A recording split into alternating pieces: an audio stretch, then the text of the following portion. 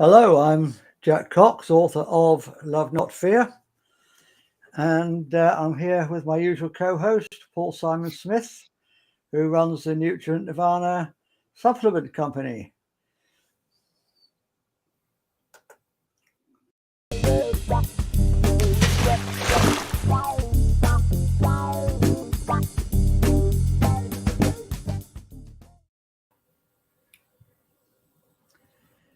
So, how are you doing, Paul? All good, Jack. Thank you. Been very busy the last few days with work and stuff. But yeah, That's always a I'm good very sign. well. Yeah, definitely. I will just say that we're hoping to be joined later on by our usual guest, Teresa Fox. I keep getting her surname mixed up. So let's just hope she turns up. Yeah. Right. You've got a couple of special announcements. Oh, Teresa's here. Hang on. Oh, dum dum dum. Da da da da. Hey. Hi. Hello. Hello. How you We been? were late getting started anyway, so don't worry about it. So we're all winning. So, how are you, Teresa? Just Can you about hear us? winning. Just Good. about winning. Okay. Yeah, I can hear you. So, Paul, you said you had a couple of special announcements for us. I can announce those now if you wish. Yeah, why not? Don't keep us in suspense. Well, the first thing is, fingers crossed, hopefully tomorrow I should be interviewing Dr. Marion Bevington.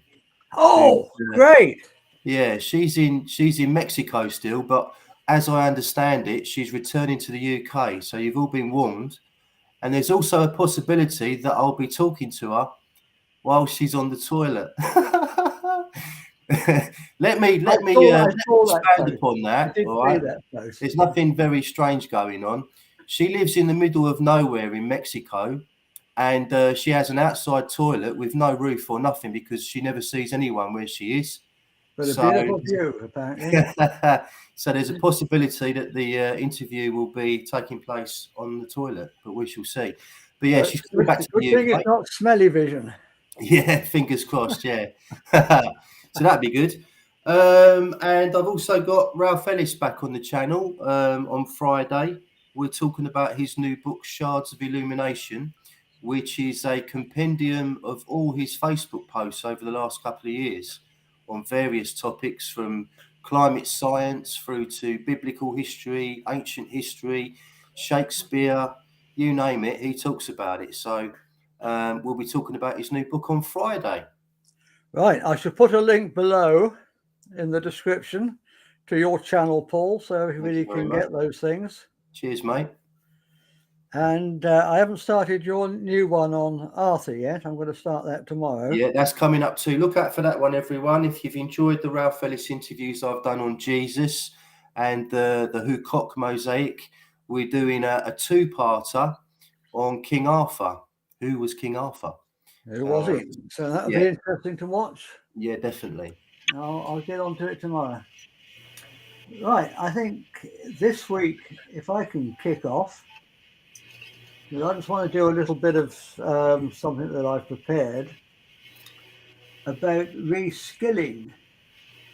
Now, as we start building up new off-grid communities, self-sufficient communities, money-free communities, we're going to need all these different skills. So, with courtesy of Druid Garden, which I've been inspired by to write this. Let's just see what it says.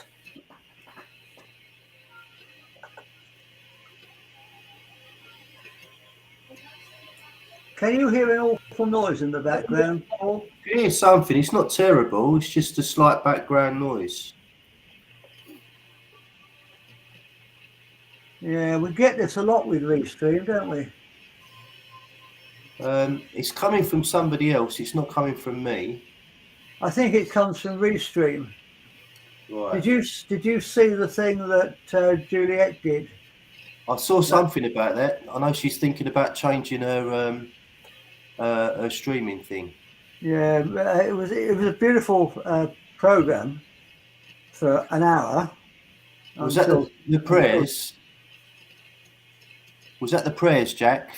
that was the prayers. Yeah. Yeah. I know. I missed that, unfortunately. But after an hour, it cut out, and she was only about halfway through, and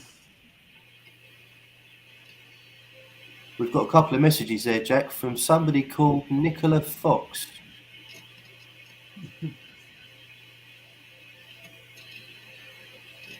well, that's Nicola, is it? Yeah. What's she saying? She is saying, hello to all my favourites, and it's not particularly interfering. It's not affecting the clarity, I think, with your background noise. So we shouldn't worry too much about that. We just soldier on. Right, if I can just say to Nicola, Nicola, you haven't, just making sure you haven't got anything on in the background there, have you? You haven't got a fan heater going or anything? No, nothing like that, no. Nicola? Nicola, you there? No, she's not listening. Pauline Turner is, though. Hello, Pauline. How are you? Hi, Pauline. Thank you for joining us. I'm just We'll going to get read going the in a minute. reskilling thing that I prepared earlier, and then we can move on to something My else. Yeah? signal isn't great this end. I am mourning yours. Sorry? You keep my signal, my Wi-Fi signal isn't very strong this end. So I am struggling a little bit. Nothing you can do about it. It's just my Wi-Fi. Okay.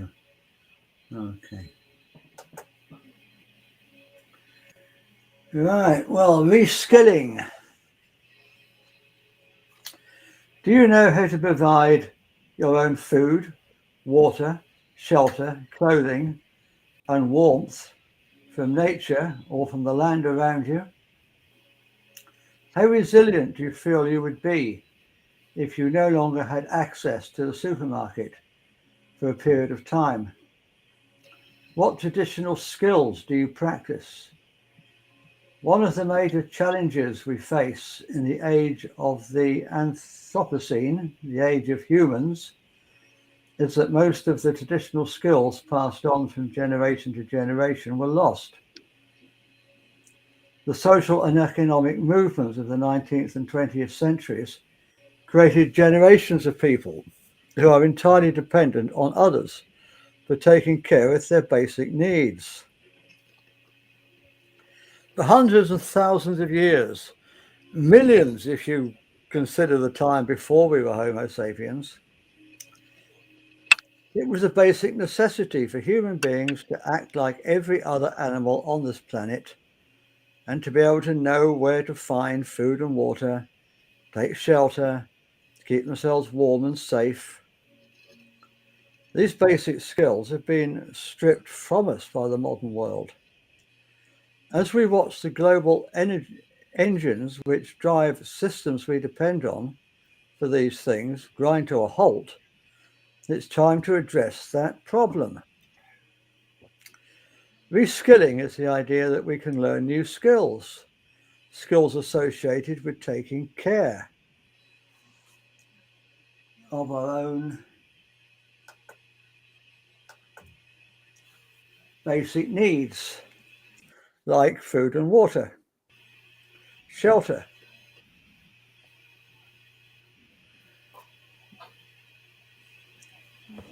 clothing, and other basic needs.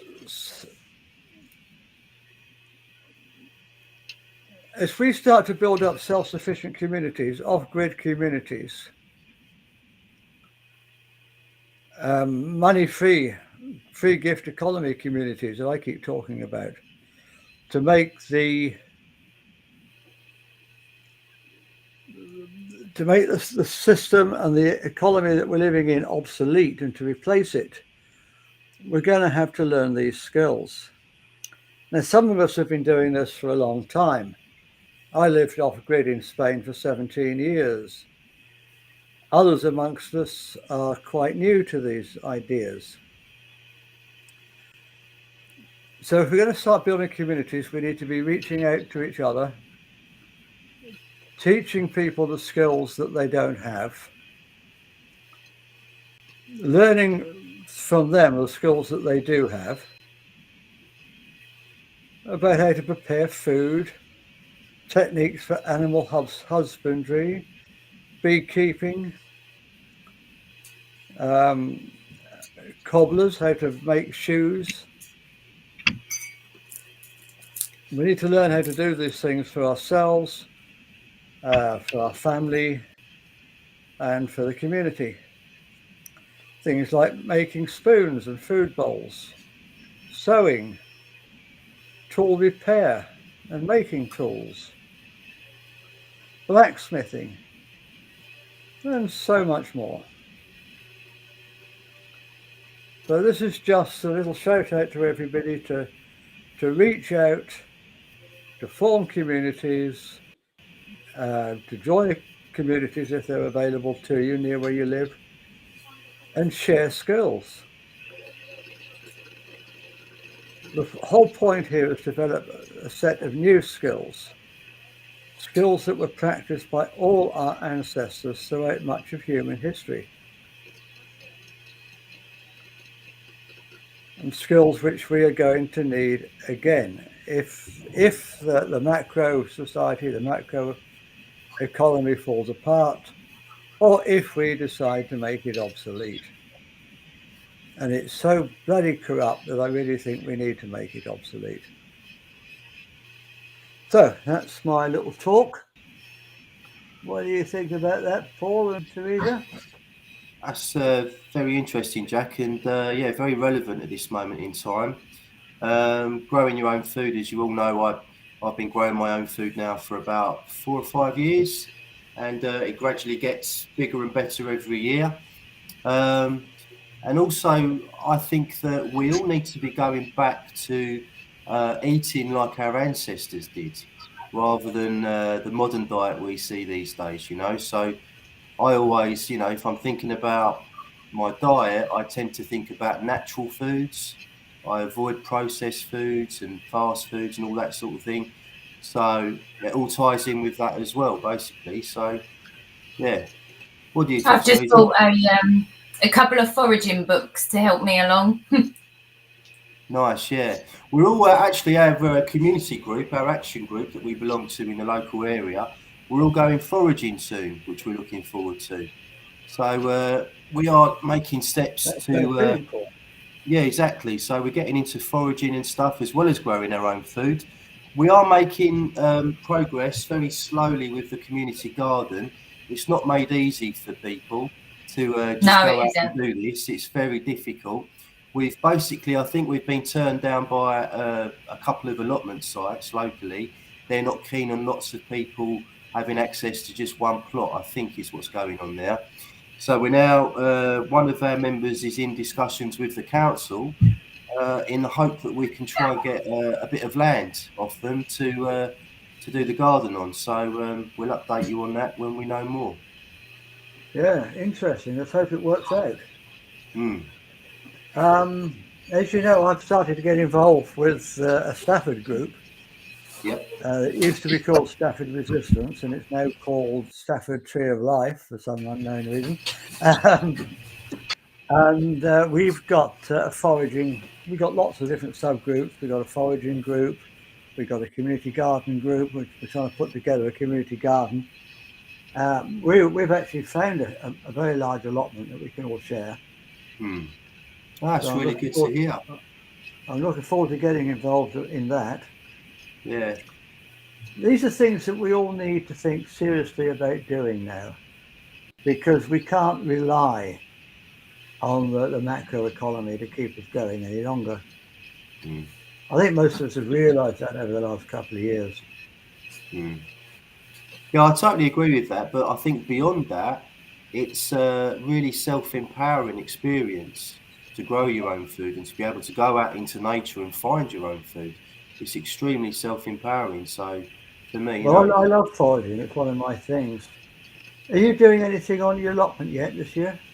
I'm just starting to, I'm sort of half prepared now, and we're starting to pot certain things, which is what my missus is doing. I'm trying to find the time in the day to get back down there to do some digging, to get the land ready.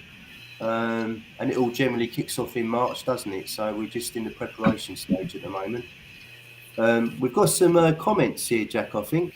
Okay, can you read them One out? from Pauline Turner.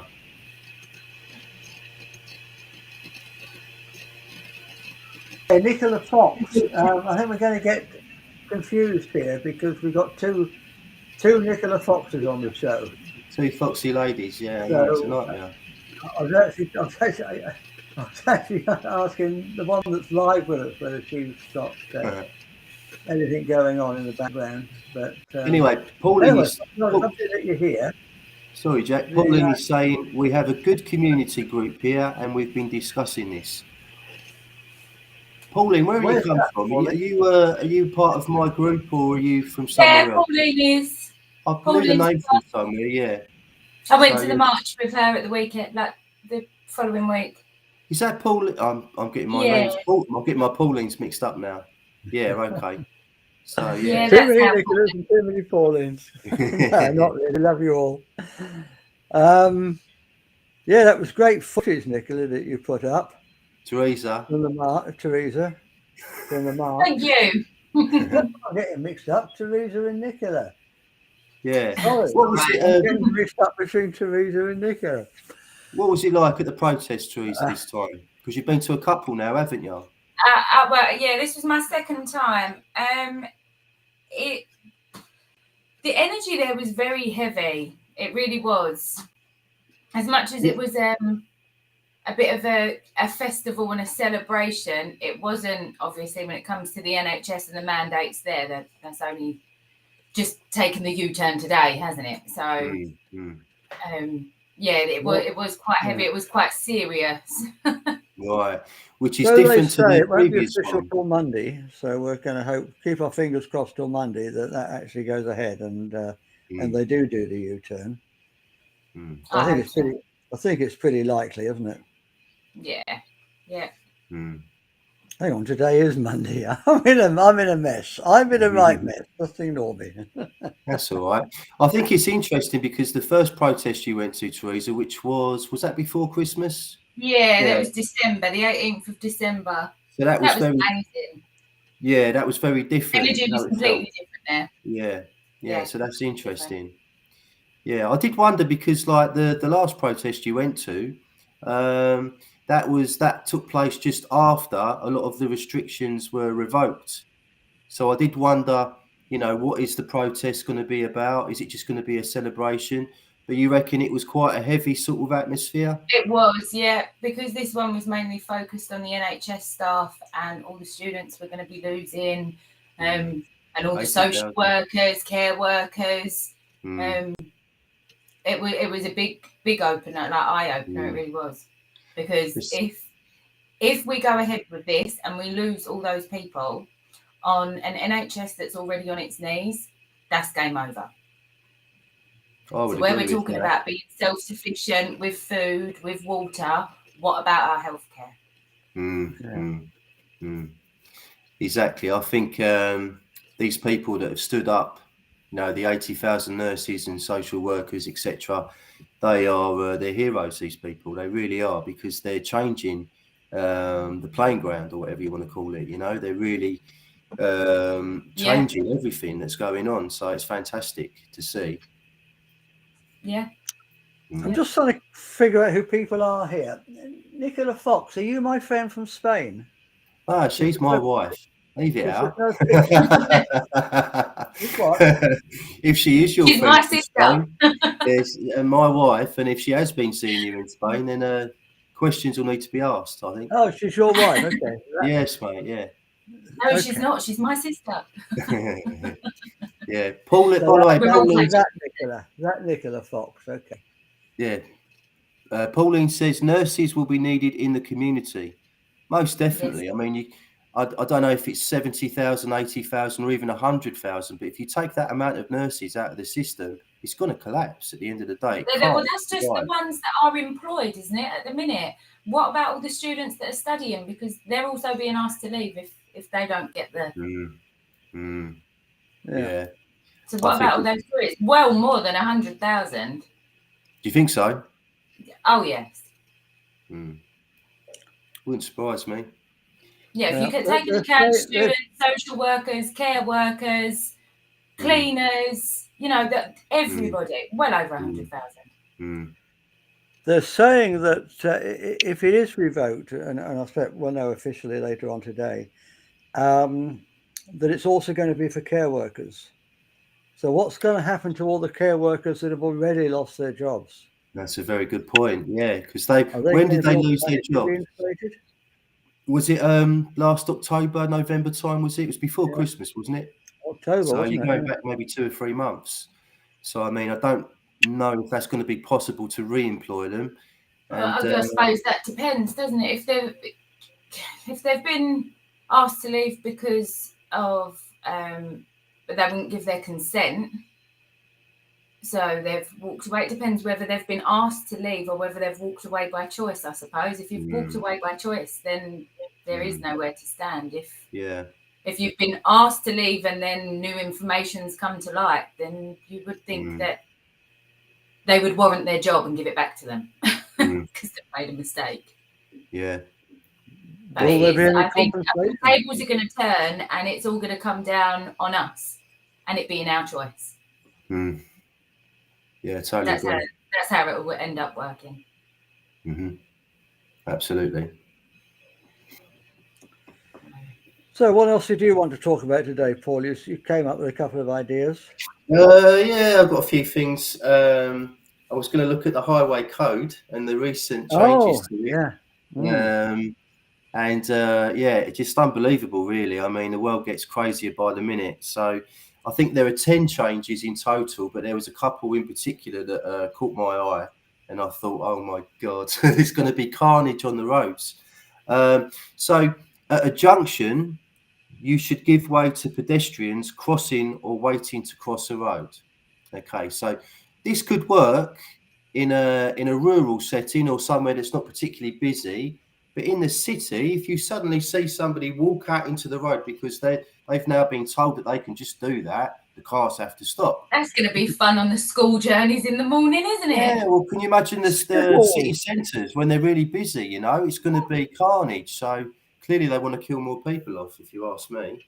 And cyclists can cycle wherever they want now, basically. They don't have to stick to the cycle lanes. They can cycle in the middle of the road, where you often get motorcycles like going past you, don't you? So I just, it's very, very odd what they've done, basically. Very strange and suspicious, I think.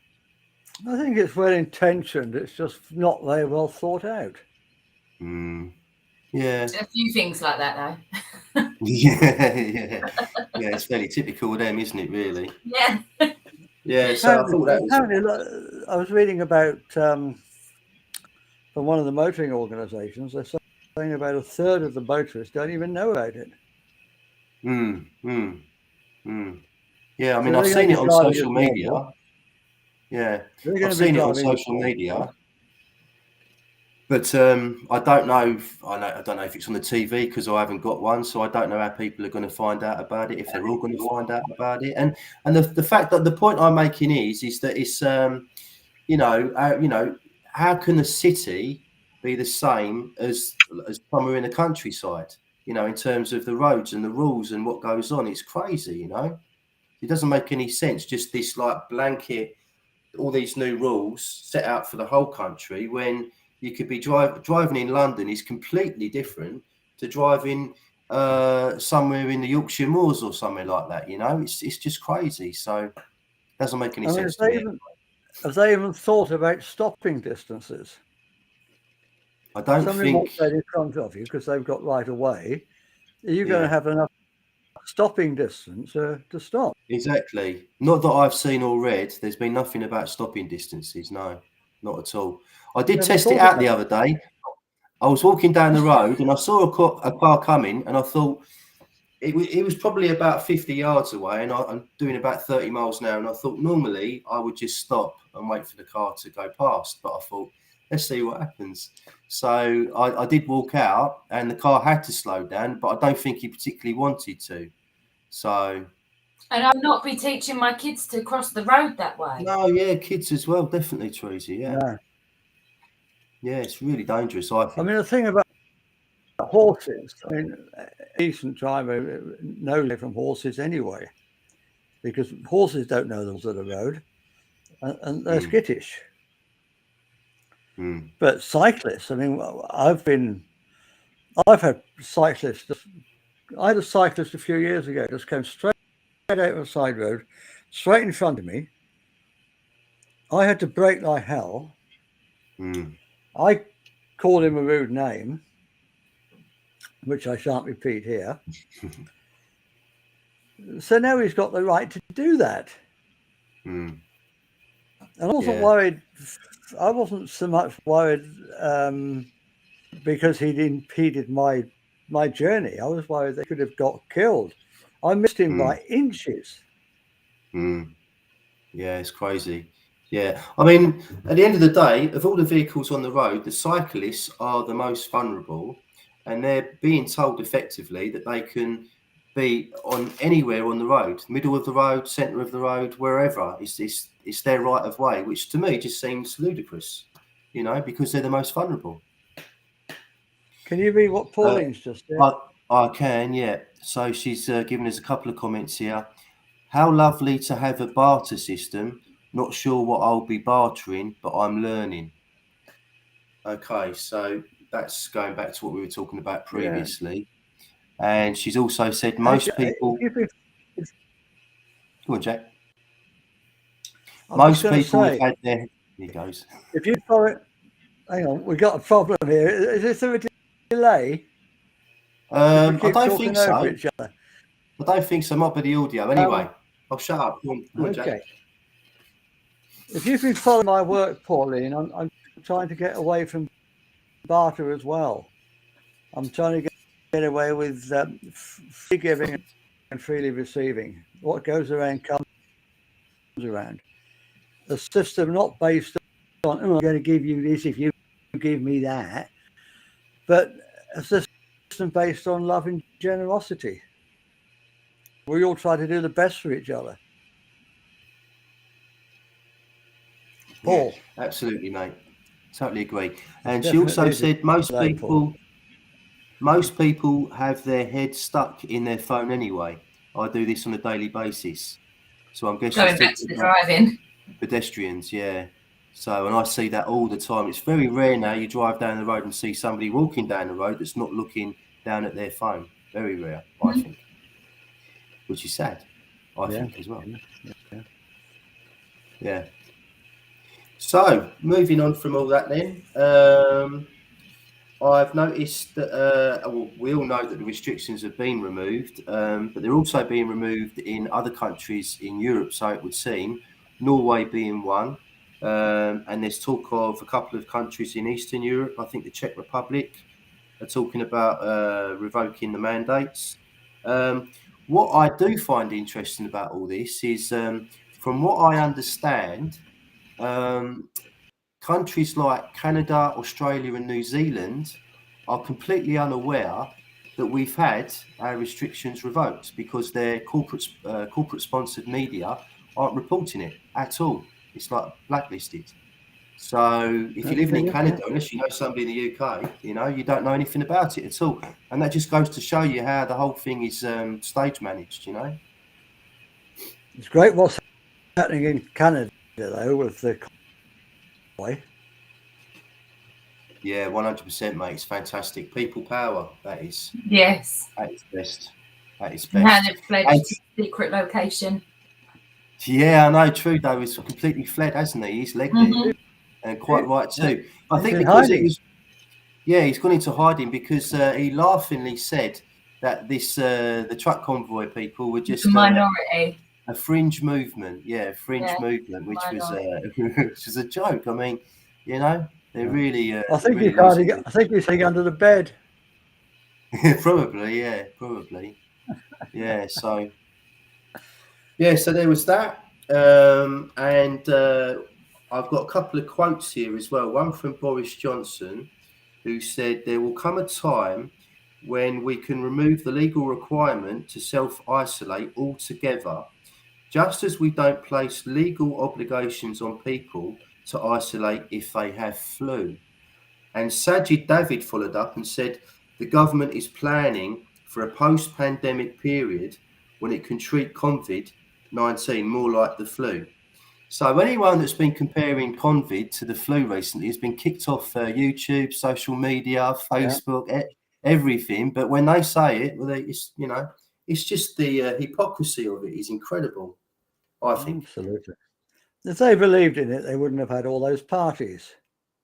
Yeah, that's what I said, and I don't believe for 1 minute that he was in hospital. I think it was an NHS hospital, Boris Johnson, when he had COVID in the first place. I think that was complete and utter pantomime. I really, really do. Don't think that ever happened. They all know it's not real, so they were partying like mad. You both now. Yeah, and I think this is probably, again, this has woke a lot of people up. Where did Teresa go then? Oh, we've lost Teresa. Never mind. No, she's back. She'll be back. She'll be back. Yeah, so as you said the other day, mate, the wheels are falling off the bus. Absolutely not fast. We're going to be looking back on this and well, I don't look back on it and laugh, but we'll certainly be looking back on it and thinking, how the hell did they manage to convince so many people, many people living in it? I mean, the estimates were that about a third, this is unofficial, about a third actually believed the narrative. A third thought it was absolute BS, and the third were going along with it because they didn't have the balls to stand up. Yeah, I would totally agree with that from what I've seen. Totally agree with that, mate. Yeah, definitely. I mean, the last 2 or 3 weeks, from my personal point of view, I felt a little bit jaded with all the COVID talk over the last 18 months. It's really sort of caught up with me over the last 2 or 3 weeks. And I have kind of zoned out a little bit and focused on other things. But yeah, sorry, Teresa's trying to get herself back here. But yeah, and also, like, I read there was a thing I saw on Facebook the other day that I shared. It was from a journal called The Unheard, and herd spelt HERD. So herd is in sheep, not as in hearing. And they said, you know, is jibby jabbing children a good idea? And if we lose children, that for the greater good? And but the article was kind of supporting the idea that it was for the greater good. So when I see things like that, mate, you know, it really and of all the things, right? The journal calls itself The Unheard, as in we're not a herd of sheep or whatever. And they're saying things like that. It's just absolute mad. And to be quite honest, normally, I mean, I've been awake for 15 years. So things, I can read about some dark stuff and I can deal with it. But when I see things like that, it just, so yeah, so I've kind of zoned out from it all for the last 2-3 weeks. Yeah, exactly. And as you just said, there's probably a third of people in this country that would probably go along with that and agree with it, unless their kid, you know, was one of the unlucky ones and ended up, I mean, you know, madness. We've got some comments. Pauline says, I want to know what will happen to all who orchestrated it, as we know they got away with it after I don't know what that means. They got away with it after yeah, we're not sure what that means. The Nuremberg Code. Oh, of course it does. Yeah, that's right. Okay. Yeah. Well, we sort of had, not many of them did get away with it, did they? Yeah, Most of I them mean, got I'm not hung. sure. Well, I think with this lot, I think there'll be probably some fall guys. I know people are talking about Fauci in that respect. He might be thrown under the bus or sacrificed if things do go really pear-shaped for them, which is looking increasingly likely. But we sort of had a conversation about this last week, if I remember rightly. And what I said was basically the whole, I mean, COVID is just a kind of one battle in a very, very long war, as I'm sure most people that are listening to this realise. So it's not until we get those at the very top of the pyramid and get them out of the equation that I think we can really go back to living a life and having an existence that we should be. Until they're gone, I don't think that'll ever be possible. That's just my personal opinion. Absolutely, So, yeah. Paul, absolutely. I mean, Agenda 2020 is racing ahead.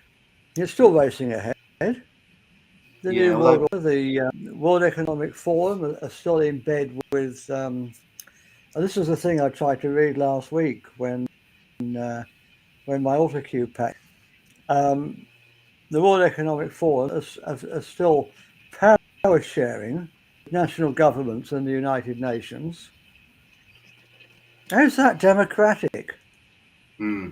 Absolutely. Yeah. In order to push this agenda. Yeah. And so there'll be something else. I mean, when the bogey bag con is over, they'll think of something else to wind us up. Quite possibly, although I do think, yeah, we have got a delay, by the way, significant one. But I do think, just going on at that point, I think, sorry, what was you saying? The delay put me off, mate. What was you just saying there? I remember, yeah. So we're talking about. The bogey bag. Yeah. So when CVID fails, and it is failing at the moment, they'll have to come up with something else, is what you were saying. What I was going to say is that it's not as easy for them to do that anymore now, because our numbers have grown exponentially over the last couple of years. But then you could even go back to like 9/11, you know, they couldn't pull that off again now because there's too many people with eyes to see. You know, so an event of that size, they could not pull that off, in my opinion. So they have to really, really think a lot harder now. And going back to Agenda 21, Agenda 30, I think we've got Agenda 30 because they didn't get to where they wanted to be with Agenda 21. So they've kind of had to have moved it on another 9 years. So they're already really struggling, in my opinion.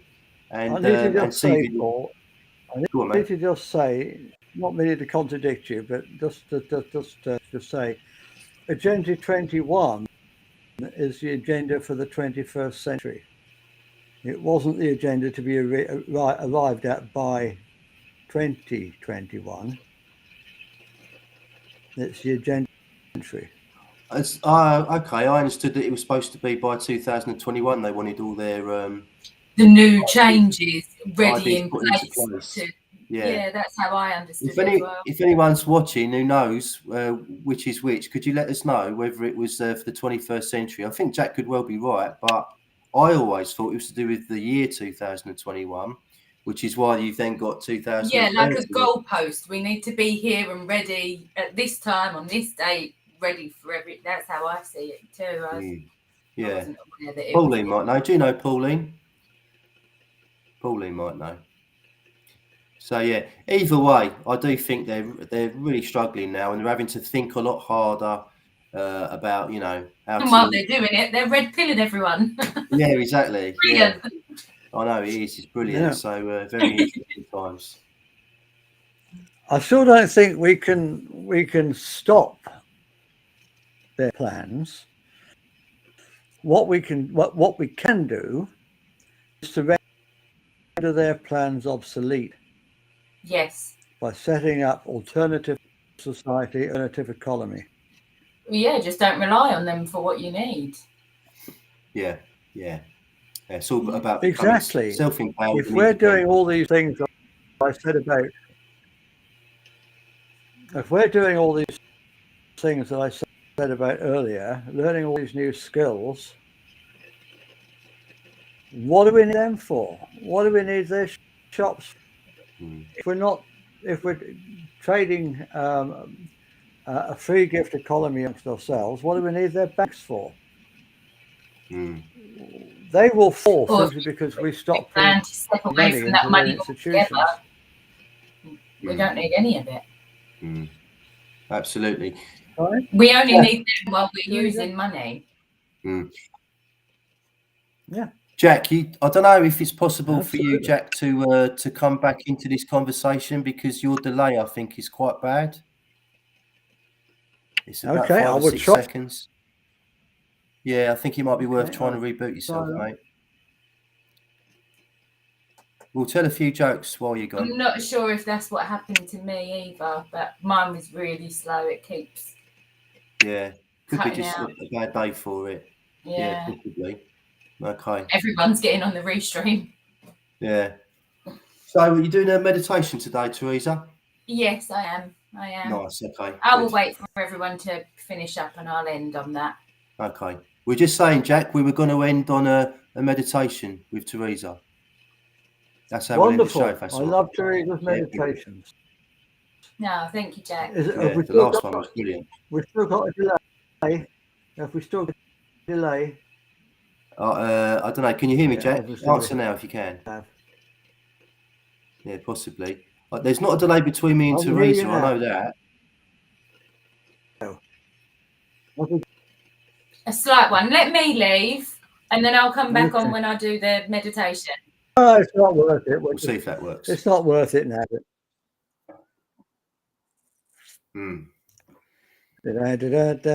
She's back again. Testing. 1, 2. Can you hear me? Oh, say something. Say something, Teresa. Hello. You can hear me now. I can hear you. Yeah, we can hear you. Yeah. Okay, good. We're all there now. Yeah. So I'm just going to check my notes to see if there's anything else. It's partly due to my internet speed, I'm afraid. Mine too. But I think it is partly due to them. So we'll try to find another platform.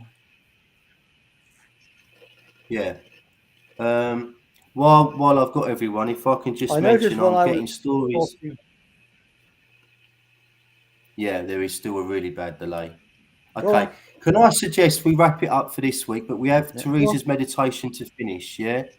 Let's just finish on Teresa's meditation because the stream hasn't worked, unfortunately, this week. Anyone who's watching, we apologise for that, and we'll try and sort this for next week. Are you ready, Teresa, if that's all right? I am. Yeah, I'm ready. All right, and we'll end with you, I think. So apologies. Okay. Well, I don't know. We'll see how it goes. We're not. How far are we? Oh, we're quite a way into it, aren't we? Yeah, we're 45 minutes. So it's getting worse, unfortunately. Yeah. Okay. I'll just put.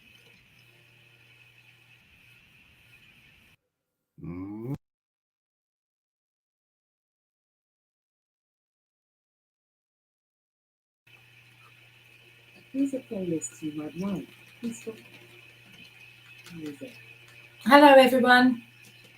Hopefully, the sound and the glitching has sorted itself now that there's just me on the screen. Today, we're going to do a gratitude meditation. So we're going to practice gratitude, promote a positive mood, and have some hope and some resilience. So as we experience these positive emotions, loving kindness, compassion, our awareness will broaden and our creativity and problem-solving capabilities will blossom. We become more effective in whatever we choose to do. So come with me now and allow your eyes to just rest in their gaze. If you want to keep your eyes open, try and look around between 6 and 12 feet ahead. I do like to close mine, but because I'm talking to you, mine will be open. Take some slow breaths and just bring yourself to this present moment. settle in.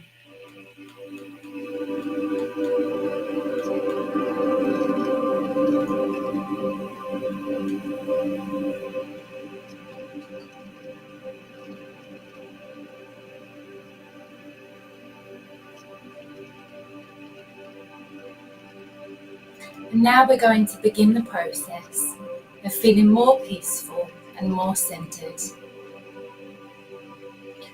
As you breathe, breathe into your belly and allow your stomach to rise and fall as you breathe in and out.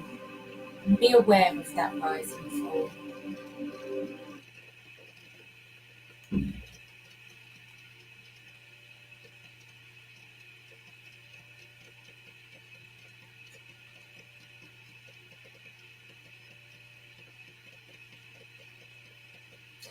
Take a minute or two just to gently scan over your body.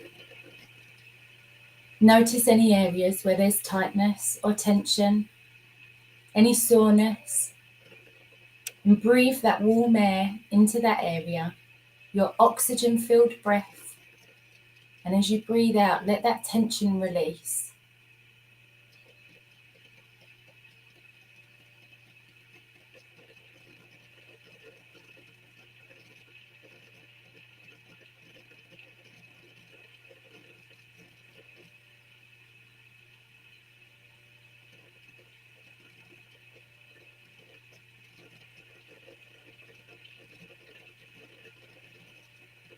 Notice any worries, any fear, any anger, any irritation or jealousy, any judgments.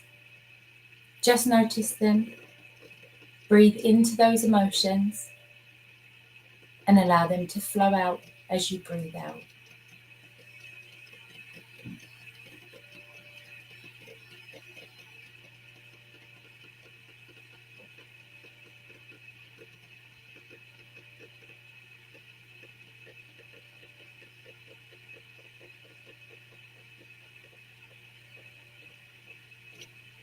Notice any thoughts, any memories, any plans, associations, anything other than just being here right now. Just breathe into those thoughts, and as you breathe out, allow those thoughts to flow out with the breath.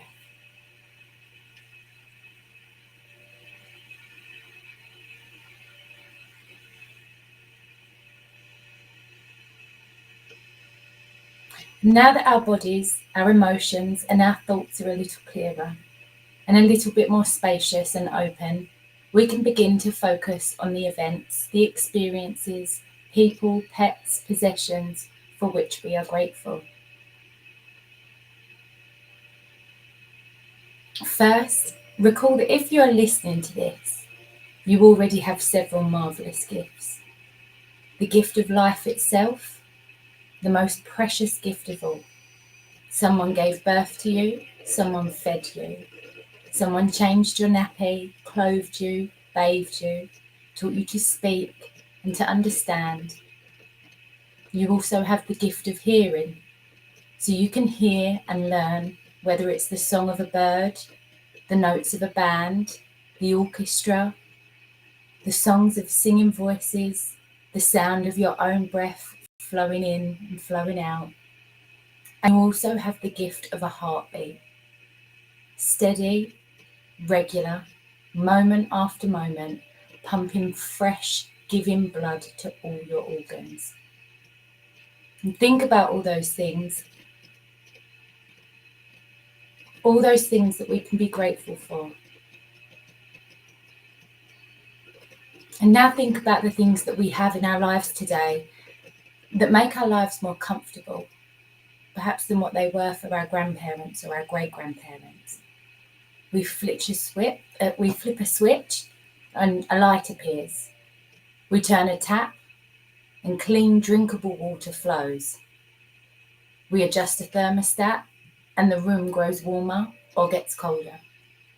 We have a roof to keep us dry when it rains, walls to keep out the cold wind, windows to let the light in, screens to keep out insects. We enter a vehicle and it takes us to where we want to go or where we need to go. We have clothes to wear and places to store them. We have indoor plumbing and public libraries. We have thousands of books and recordings free to anyone to borrow and read. We have schools to teach us. Most of us can read, we can write, we can learn.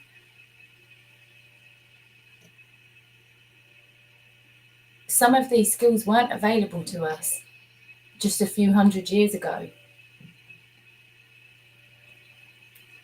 Now take a moment to reflect on all those thousands of people who have worked hard, some without knowing you at all, to make your life easier and your life more pleasant.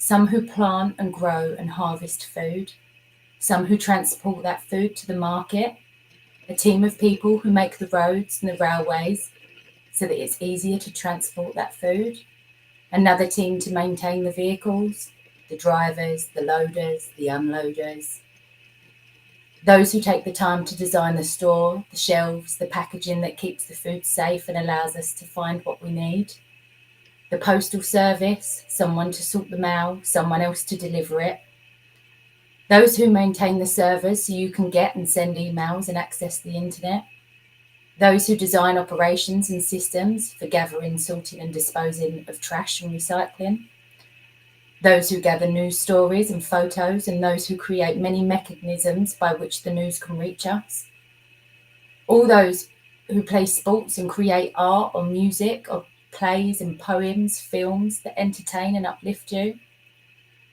And most of these people you don't even know and you've never met before. And now consider the people and the pets you know who enrich your life. Those who smile at you and cheer you on. Those family and friends, acquaintances and colleagues and peers, and those ancestors who worked so that you could live well. Those friends who support you when you need a shoulder or a hand. Take a moment to reflect on your own reasons for feeling grateful in this moment. There is so much to feel grateful for. And gratitude fills our hearts and our minds, and it uplifts our spirits.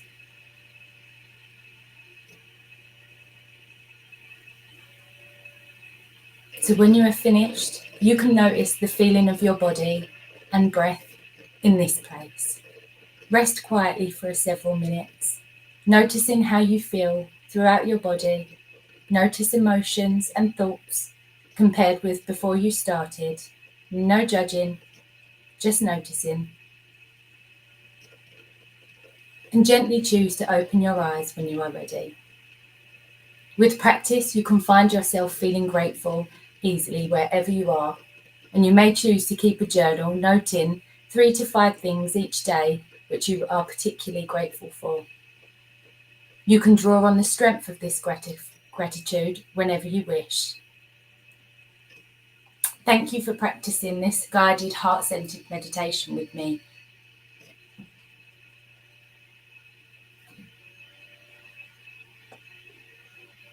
Well, thank you, Hello. Teresa. That was absolutely beautiful. Thank you. No, thank you. Sorry, my music, it's the Wi-Fi. So I had to cut the music. Yeah, it's better without the music. There's nothing else to listen to but Better me. without the music, yeah. Thank you ever so much anyway. So No worries, I thanks enjoyed to you, Paul, for all the good stuff you brought today to the table. Paul's not listening. Paul's not Sorry, here. yeah, no, Thank you, Paul. I thought you talked to Teresa. Yeah, that's all right, mate. Okay, just hopefully we'll have a better stream for next week. Yeah, without a delay. I think a lot of it's to do with my bandwidth here, my internet. So yeah, I'll see if I can do something about it for next time. Yeah. Thanks for watching, Pauline. By the way, thanks for watching. Apologise for the thank you, stream. everybody. And for everybody that's on, and for everybody who's watching the replay later, please do like, please do share, and we'll be back again next week. same time, same bat time, same bat channel. If anyone's old enough to know what that means. And yeah, we'll see you all again next week, hopefully. Namaste. Cheers. See ya. See ya.